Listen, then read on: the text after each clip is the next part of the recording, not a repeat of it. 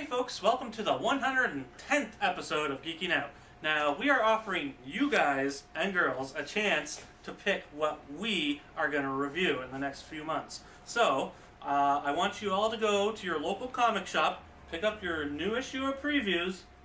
Now, go through it, and basically pick anything for Leila from the main section, and for me from the green section, from 99 cents to $12.99, and anything that we will pick, whatever we think that is interesting, and we'll pick 6 titles.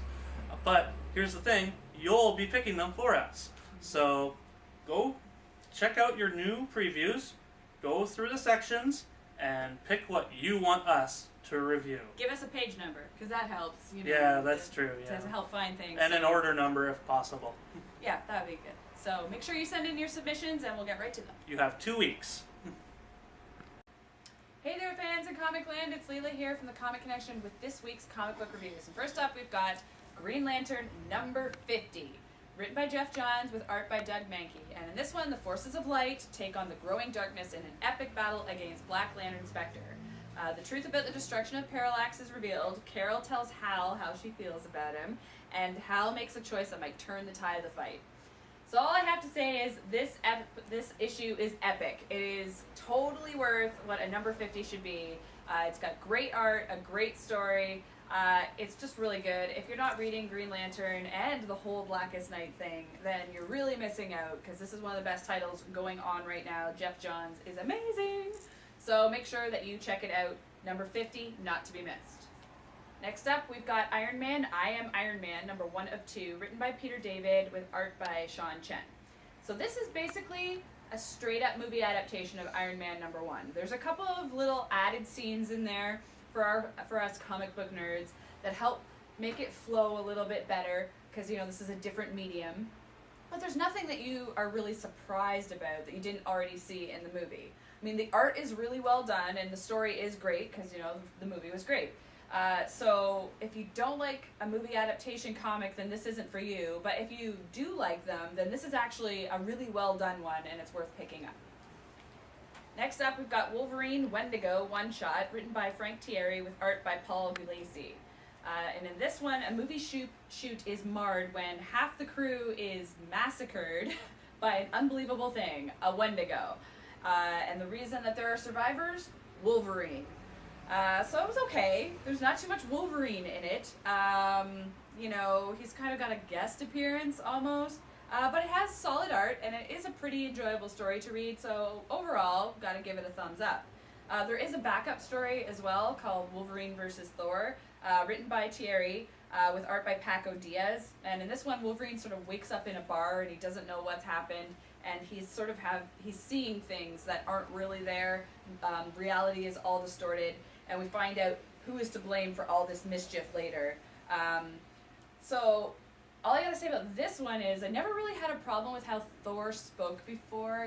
He's got that whole god language that they use for Asgard. But in this book, it was really annoying for some reason. They went way over the top with it, and I really had a hard time. But other than that, I really liked the interactions between Wolverine and Thor, and it was a decent story. And maybe, possibly ties into the whole Siege thing, not sure. But it was an interesting read, so definitely a good one-shot. And last, but certainly not least, is Kick-Ass number 8. This is written by Mark Miller with art by John Romita Jr. And this conclusion to the book 1 part of the series, which is the origin of Kick-Ass, we see Kick-Ass and Hit Girl have a big showdown with the gangster John Giovesi.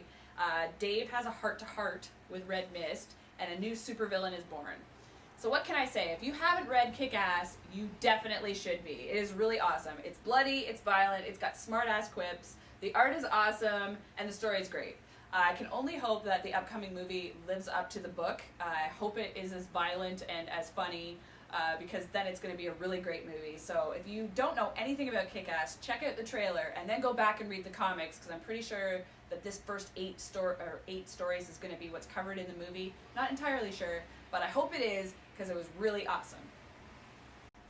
Hey folks, Jim here with this week's comic book reviews. And first up we have Robocop number 1, written by Rob Williams with art by Fabiano Neves.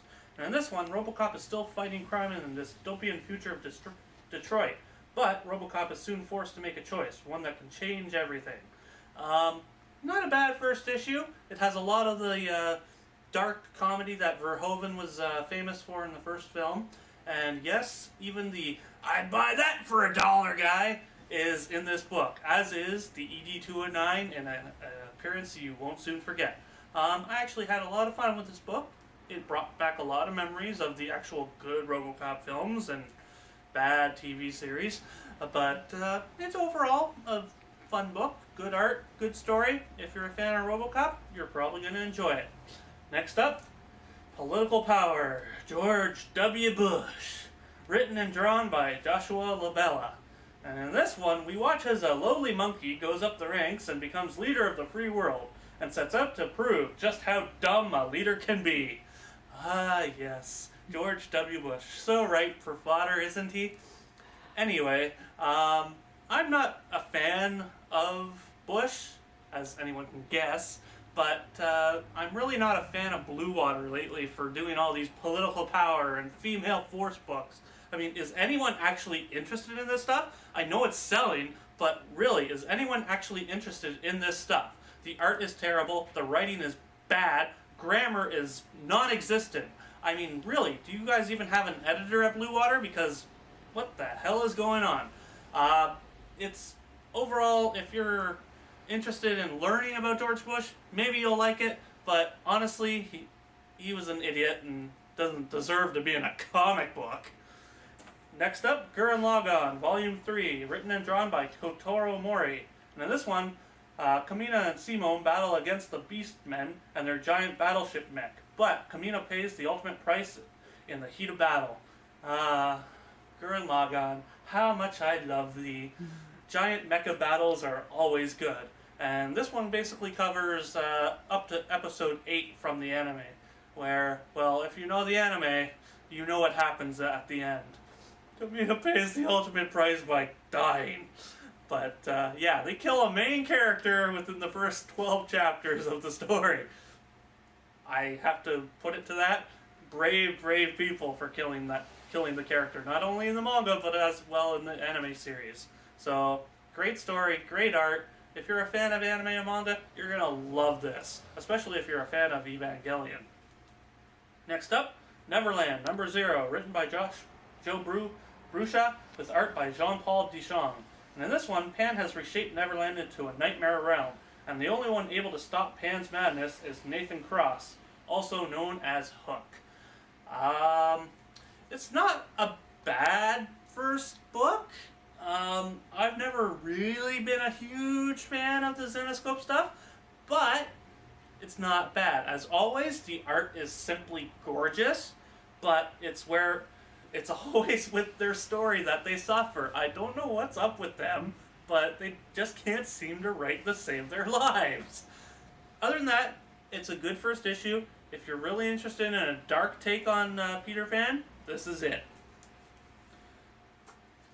Next up, Transformers, Last Stand of the Wreckers, number 1, written and drawn by Nick Roach.